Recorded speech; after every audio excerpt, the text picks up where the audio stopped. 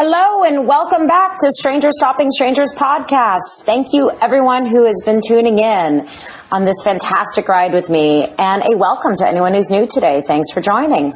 Today's the 8th podcast, so I'm very excited about that. And this one is extra special because it's my first person-to-person in-face conversation with Michael Keene.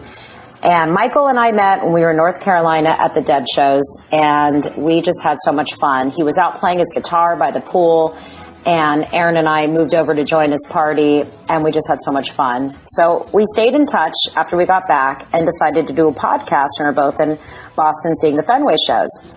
So this is really fun and special. I have to say, my little starter recorder and flimsy microphone left plenty of room for improvement on future meetings, but the content and experience was so good. I'm happy to roll with what I got.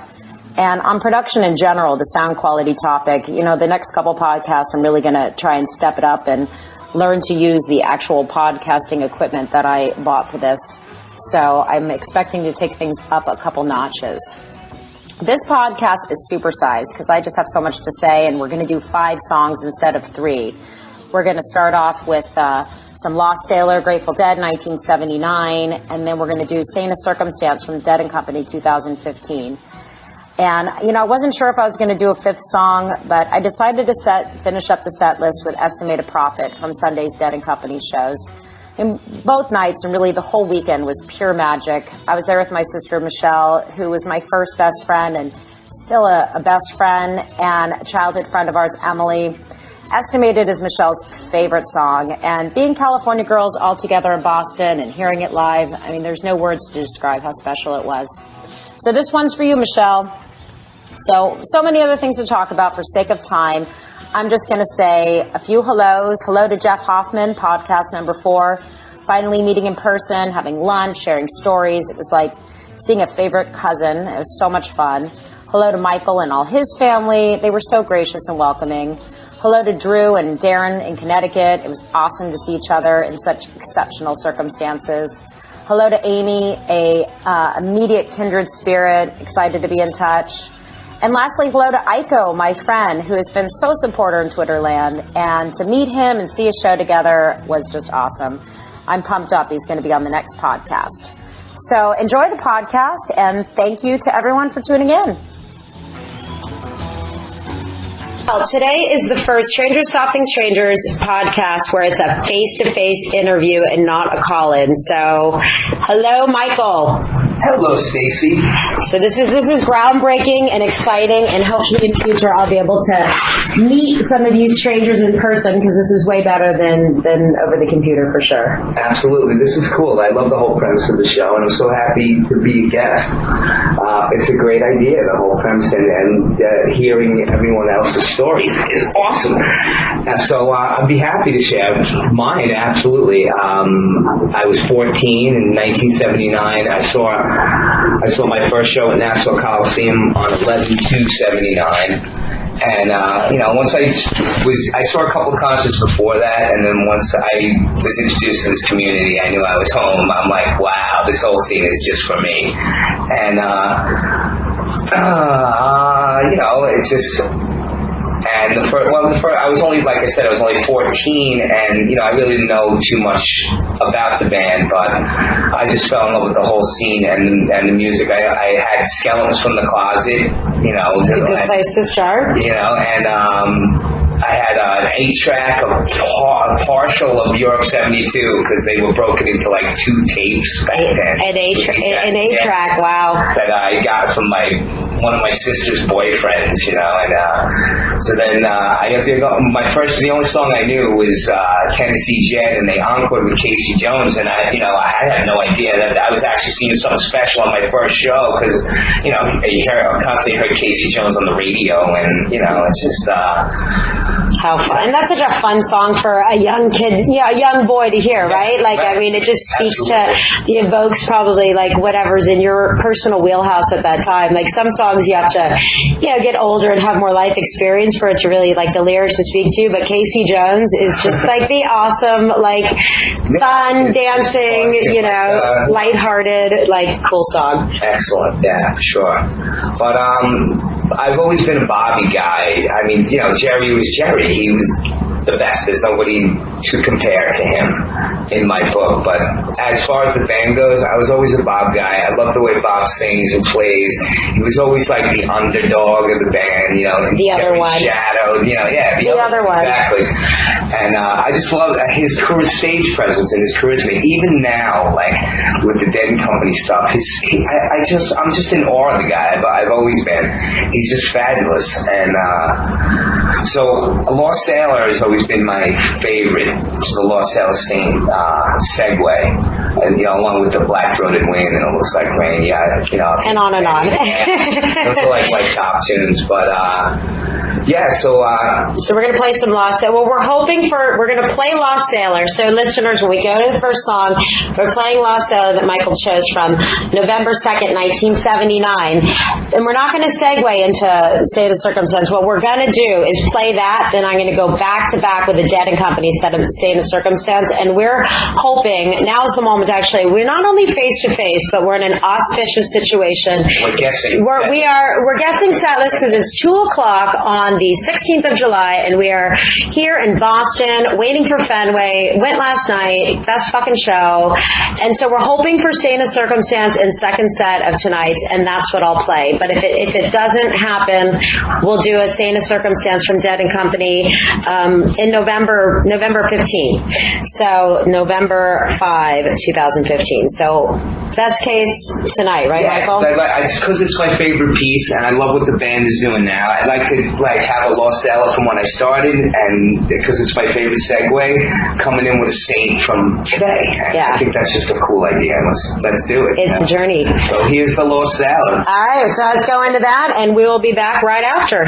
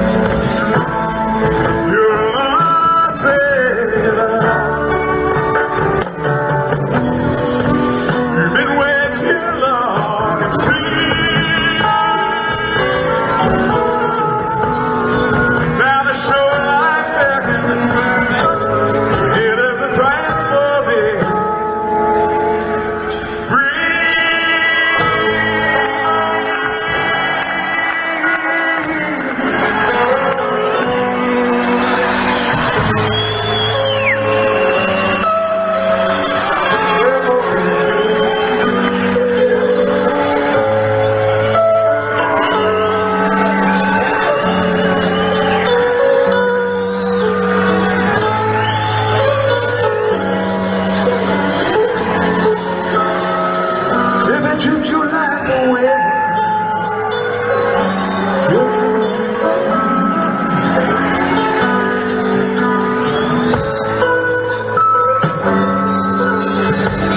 Yes, I'm going for it.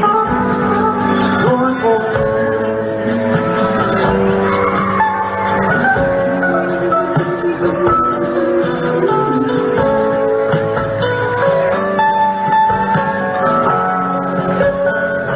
There's a place you've never been.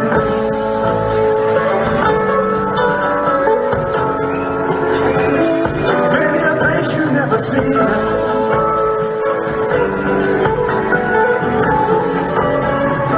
You can hear the calling on the wind.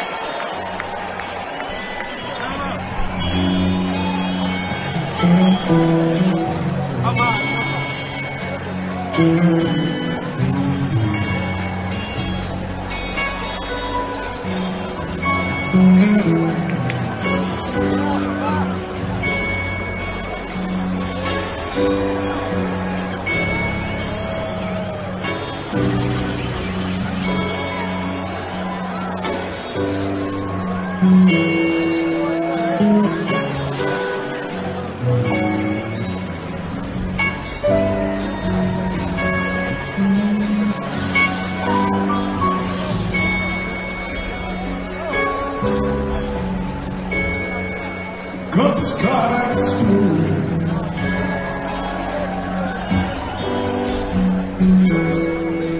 Hampton to Rome.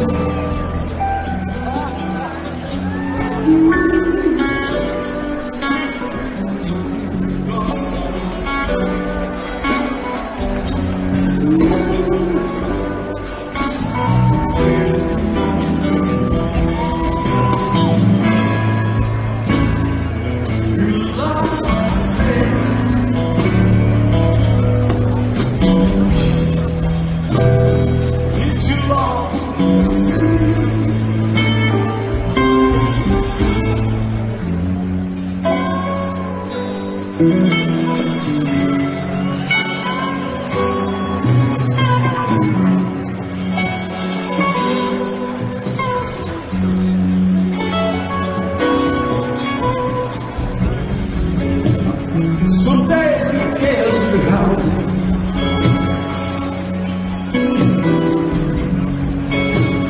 Some days it's nice.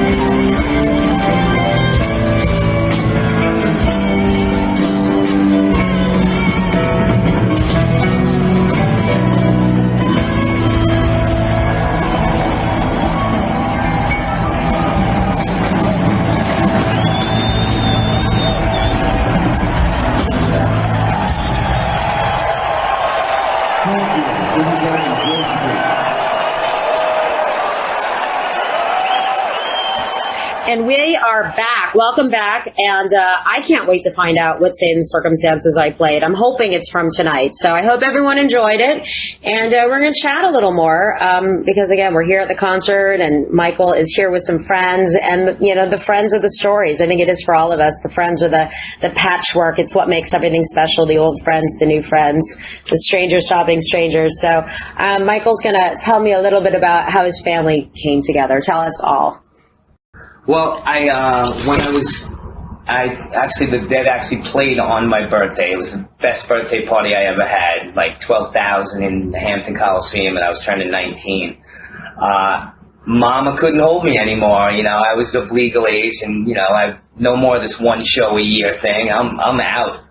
It's on. And, I went down to Hampton with 3 buddies from high school, and we stayed in like a cheap ass hotel on Coliseum Drive, and I was as green as the grass on the road. And next door to me was guys from Harrisonburg, Virginia, and there was like 10 people staying in the one room. And I'm like, wow, economically that works really good. It's only like $10 a person.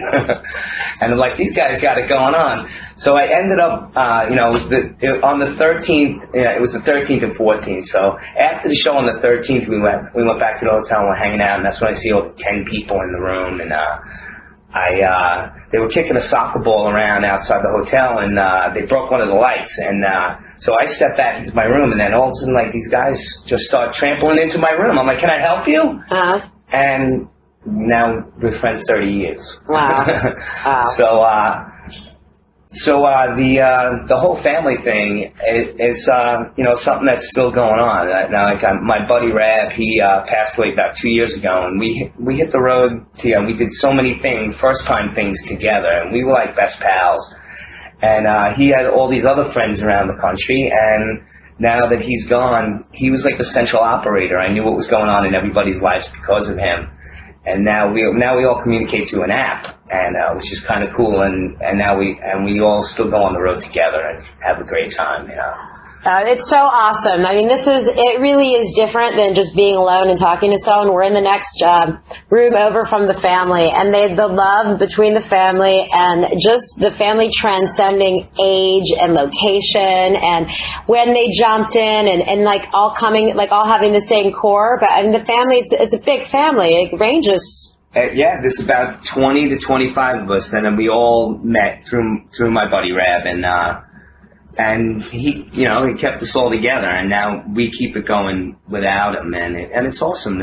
You know, I love every one of these guys, and it's all mutual respect for one another, and we're geographically placed all around the country. So, you know, like when it's your family reunion. New York shows, they come and stay at my house. I go down to Virginia, they'll pick me up from the airport or wherever, and you know, and vice versa. And you know, we lay out a spread, and you know, whenever we're together. And now we're all here together in Boston, and we have a couple of friends that just joined in the family. We met them up in Port Chester at the Phil shows, and now they're on board. We can't wait for them to come in, Mike and Caitlin, and it transcends from, like, I'm 51, and you know, the youngest member of the family that we met on the road she's definitely gonna be a future guest on Strangers Stopping Strangers. She's only 23. Yeah. You know, and she's, you know, I'm like older than her dad, and it's funny, and it's just, and she loves Bob Weir just as much as I do.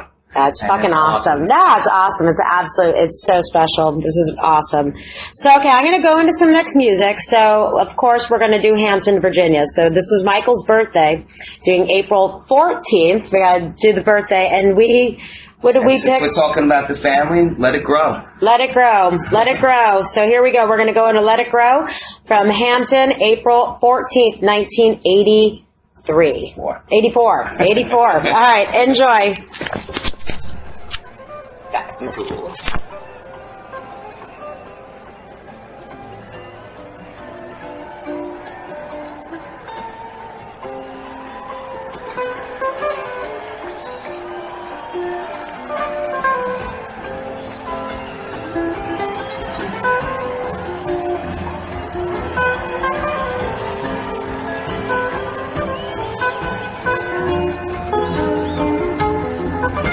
Morning come, She follows the path of the river shore. By the song is the light, show the morning star. See the sun, sparkle in the reeds, silver breeze, out to the sea. She comes from the town where they call her the Winter's Daughter. She's down at the bank where she kneels down to gather her water. She wears away with the love that the river's taught her.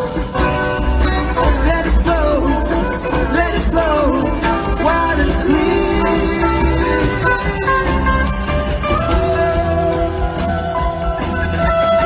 Round and round, on the front field.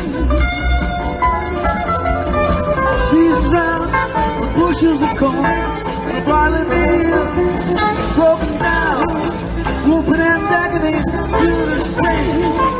Laughter live again. Promise promise back with soul. As he dances the circular chapter that the world through his days man small. Let it go. Let it go.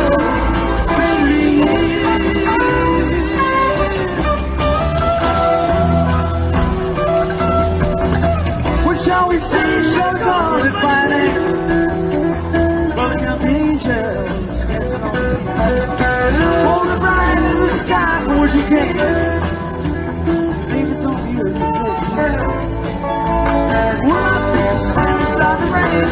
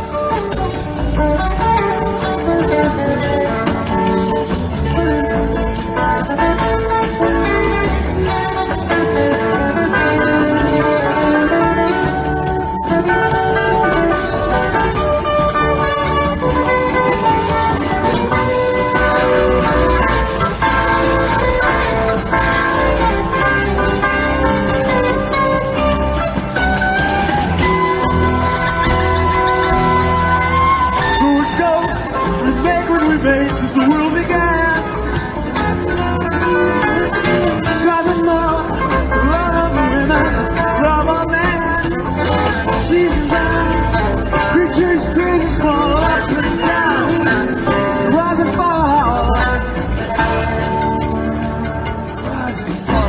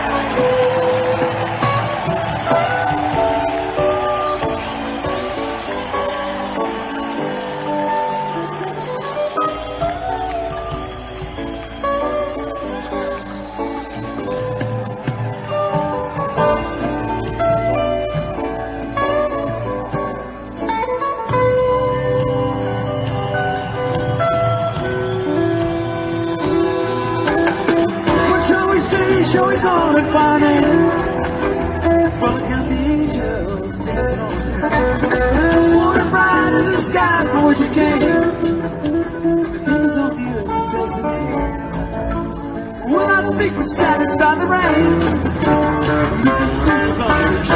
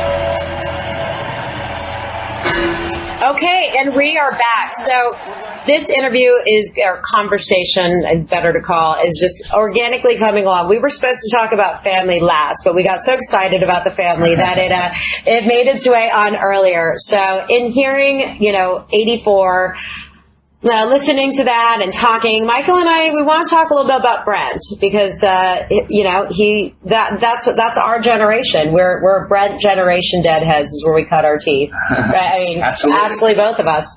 So I'm going to tell Mike Brent how I felt about Brent, and then I want to hear Michael talk about his. I mean, it was high school. It's your everything.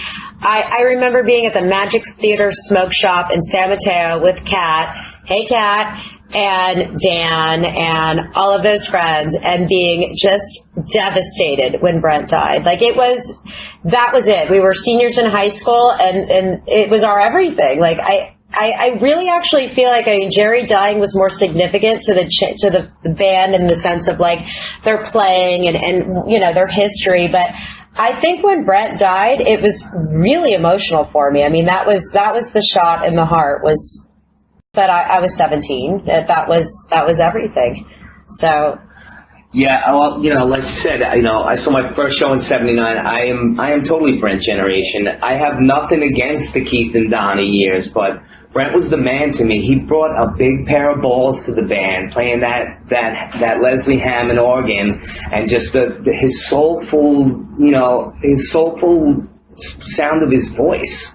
It's just his harmonies, just. Donna and Keith's harmony couldn't even hold a candle to Brent. Well, he was tortured. I mean, he was tortured. He had this tortured, fabulous spirit, right? You could feel his pain and his emotion. Absolutely. And how he played and how he sang, and especially at the end. I mean, Yeah, it was a devastating loss. And they were so tight, 89, 90. Leading up to Brent's death, and then Vince and having Bruce in the band for a little while. That was all right and fine, but I lost a big piece of it when Brent left, and it's sad because I love them. And so I actually, since we're talking about my family and my buddy Rab who passed away, his birthday was 7/7. So I'd like to hear Blow Away from Philly, 7/7/89, and it's just fabulous. Give it a listen. Brent rips it up. Jerry tears it up. The whole band is just so tight, and I miss you, Brent. Yeah, no, this was a change. We switched up the songs just because of the organic flow of this face to face, which is again way more meaningful. They weren't meaningful in my past 7 podcasts because you have all been amazing guests, and see here how everything leads up to this day. So they've all been amazing, but getting to do face to face here outside of Fenway is really special. And yes, Blow Away. We're getting that sake of circumstance tonight. It's on, motherfucker. It's on. We're due for it.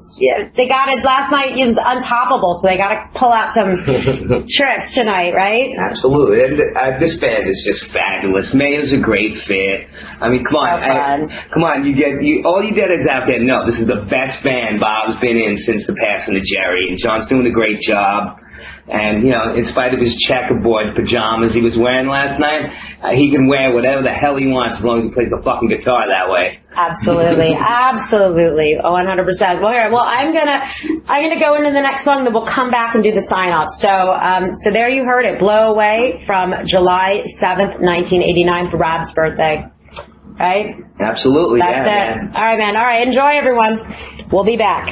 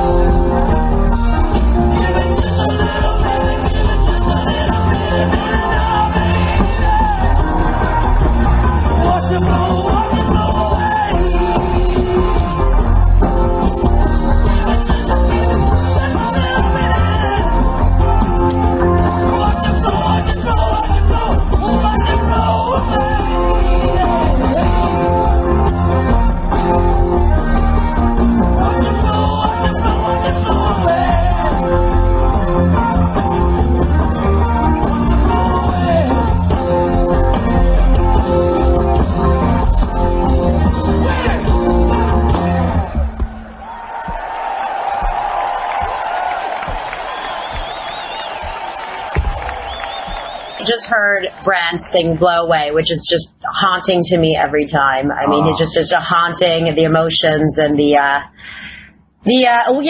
last thing, I have one more thing to say about Brent, that we're going to sign off and say goodbye, and because we got to get to Ken more, we got to get to the show.